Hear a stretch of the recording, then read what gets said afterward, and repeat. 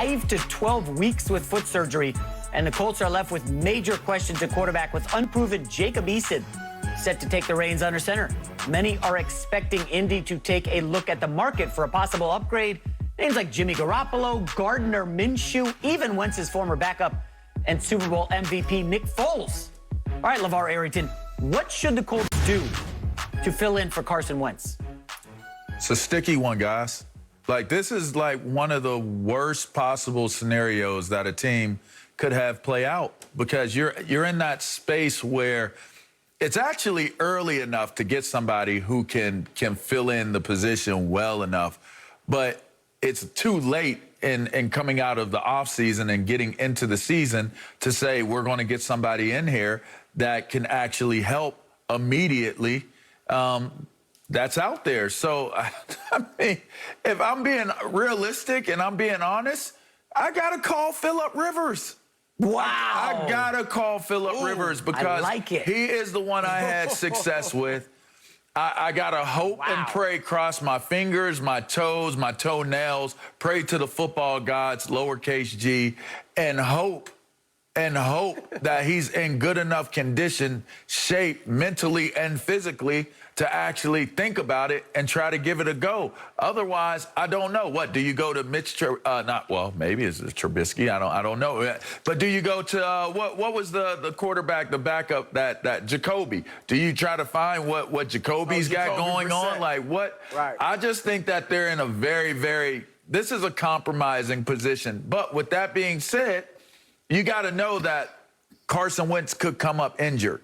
And you should have already had a plan in place for, if this doesn't go the way that we wanted it to go, what direction do we go in? So it's got to be the next man up. But if the next man up isn't good enough in your camp and in your ranks, and you're thinking to yourself, we're losing an opportunity by not having a quarterback that can lead us better than what we expected with Carson Wentz being the starter, I would say you got to give Phillip Rivers a call and see where he's at and what he's got going on. Well, let me start by saying this. It can't be Nick Foles. All right, we have to put that to bed. All right, it cannot be Nick Foles. If the Indianapolis Colts want to get anything in the future out of Carson Wentz, then they cannot bring Nick Foles to that team. And I don't know that they have a bad relationship or anything. He might jump, but yeah, we were talking about this on our radio show last night, The Odd Couple, and one of the callers had a great analogy. He said that would be like having a guy work with the guy that cheated on his wife with him. You know, I mean, you cannot, there is no way this could work. All right, Nick Foles is the guy that took Carson Wentz's team, won a Super Bowl. Got a and statue. Then I hate to put it this way because obviously Wentz was on that team, got a ring, but it pretty much, it derailed his career. Let's put it that way. And a lot of it was mental in his mind, and I get it. So they cannot bring Nick Foles. On top of that, Nick Foles has had chance after chance, opportunity after opportunity to be a starter, and he's proven that he's not. Nick Foles is the guy that you bring in when all the chips are down, when your back's against the wall, when nobody expects anything, right? When anything you give them positive is gravy. In those situations, Nick Foles can get it done. But when you expect something, you put the team and the franchise in his hands, he just doesn't get it done. So I don't think they should be considering Nick Foles. You mentioned Jacoby Brissett. Yeah, I would be talking to Miami about, you know, maybe do we bring him back? Marcus Mariota with the Raiders, do they try to trade for him? I think you got to hope that Carson Wentz can come back at some point, in, you know, relatively early in this season, and that he can play. But I would give him this season. And if he comes back soon, and if he struggles or he can't stay healthy again, then you may just have to say, okay, we can't trust this guy. We got to look for a real quarterback for the future. But if not, if he play, you know, I wouldn't give up on him this year. I'd let him have this season, assuming he can come back. And then, guys, let me throw this out. because the reports are that Trey Lance is looking dynamic in the Can't 49ers. do it. I know what you're we about know to do. that if Can't that's do the it. case, Jimmy G, No. Garoppolo will become, probably not soon, but next year, Garoppolo could be available. So you got to look at him. Maybe is Aaron Rodgers available? Ride it out with Wentz this year or Brissett, some backup, and then next season you look for your quarterback of the future if Wentz struggles or gets hurt again. I have Aaron to say, Rodgers, Jimmy Garoppolo, something like that. It's not often that I'm totally surprised on this show. You know, we've been doing it, what, 2 to 3 years together now, guys?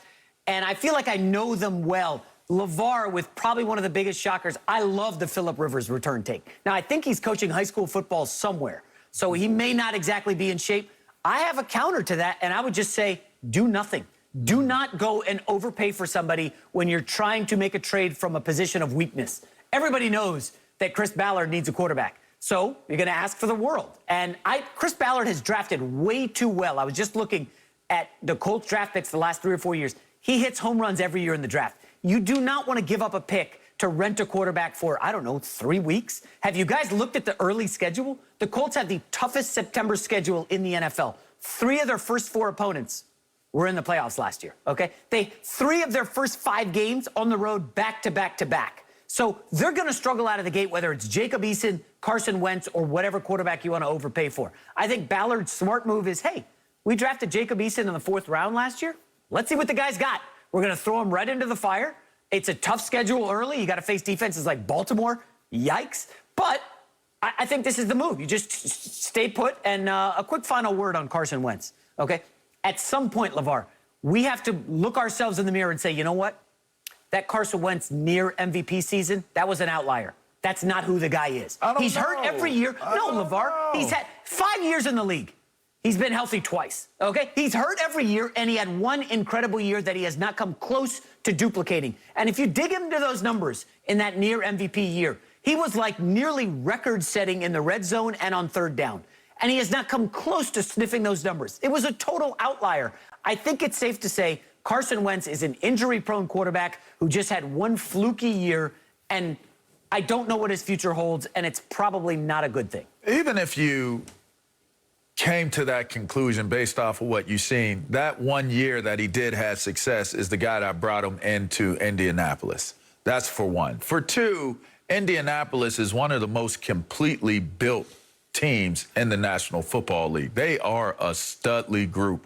They got a running attack. They have receivers. They have an offensive front. They have a great defense. You're not asking Carson Wentz to be a world beater in Indianapolis. You're actually putting him in a situation to have that same type of success he had the first go-around with Reich. So, to me, the reason why I said a Phillip Rivers, and it sounds outlandish, it sounds outlandish to me as well. The reason why I can't be a Nick Foles, the reason why I can't be a Garoppolo, the reason why I can't be a legitimate, like, serious quarterback that can be your starting quarterback, and this is why it's such a difficult position for the Colts to be in, is because you don't want to destroy a situation that you have not even had the opportunity to see if it's going to work with Carson Wentz. This, to me, it ends it, right? It's a potential, it's a game ender. You know, he's going to jump. Like, it's not going to end well if you bring in a guy that Carson Wentz, before he even gets started, has to contend with. Now, it's not about him competing against a guy that they would bring in, a Garoppolo or a Mariota. It's not the competing part for Wentz. It's the reckoning. It's the reckoning part of it. Yeah, I pulled that from Tombstone. I like it. But sometimes it is the reckoning that plays the entirety of what the situation is. If you bring in a guy that looks to be possibly a permanent solution, then now the media is going to jump on that all year. Now the players are going to jump on that all year. You have now put Carson Wentz in the same situation that you just took him away from.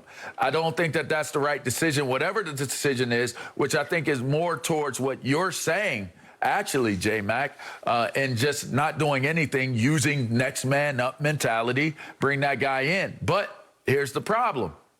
you do have a competitive early part of your season. This is a longer season. You can say it's an advantage that you have a longer season because it gives Carson Wentz more of an opportunity to get healthy and come back and still impact the year.